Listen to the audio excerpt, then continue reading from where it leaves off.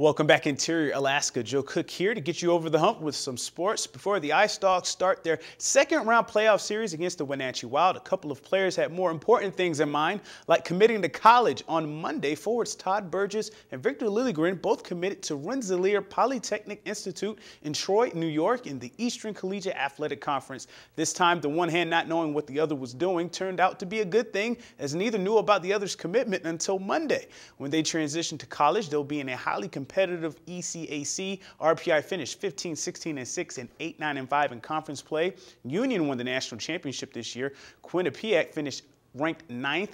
Colgate 13th and Cornell 15th. Former Ice Dog goalie Steve Perry is at Clarkson, and forward Brett Gervais committed to Clarkson earlier this season as well. 9 Ice Dogs have made commitments to Division I programs this year. The location of the RPI Engineers was key for Burgess and Lilligren from Stockholm, Sweden. I have family in upstate New York. It's about an hour away from the campus, so I just felt it was a great fit. Probably the location is the best thing for me. You know, it's in New York, and it's pretty close to fly home. And obviously, I mean, it's a good hockey school and a good education. So I wouldn't be the player I am today without being on this team. The coaching staff and everything. I really progressed a lot this year, and I just want to thank them. It's fun, you know. You always want to challenge yourself, and I mean, I'm just looking forward to it. So it's going to be really fun. The Alaska hockey season ended just a month and a day ago for the Nanooks, but the schedule for the 2014-2015 season is already out. The Nooks will have 16 games home and away, but will end the year the way it starts in conference play with 4 road games. The puck drops on the new season with the annual Blue and Gold game at the Patio on September 17th. Western Ontario visits the Carlson Center on October 3rd for an exhibition matchup. A week later in the Kendall Hockey Classic, the Nooks will play Wisconsin and then Maine. In the Bryce Alaska Gold Rush, UAF will host Air Force and Penn State. The Nittany Lions bench boss is Guy Gadowski. Remember Gads? He coached UAF from 1999 to 04. Alaska's first WCHA series is at Bemidji State on Halloween. UAF starts 2015 with defending WCHA champs Ferris State at home. That's the only meeting of the year between the two teams. The first 2 games of the Gov Cup will be at the Carlson on January 16th and 17th. The Nooks will travel to Alabama Huntsville for the first time in 2015 before wrapping up the regular season against rival UAA. The Nooks finished 18-15-4 overall and 3rd in the WCHA in their first season in the conference. Head coach Dallas Ferguson is looking forward to the new challenges that the 2014-2015 schedule presents.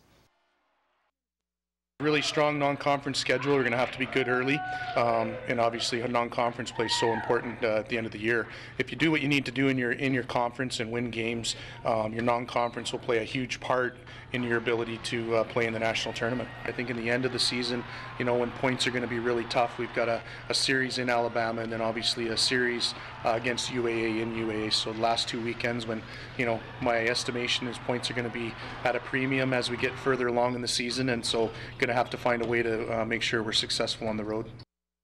And spring sports are just around the corner, and one has already started. High school soccer. The Lathrop Malamutes make their debut this week with a 3-game road trip in the Valley. Here's more on the boys soccer team.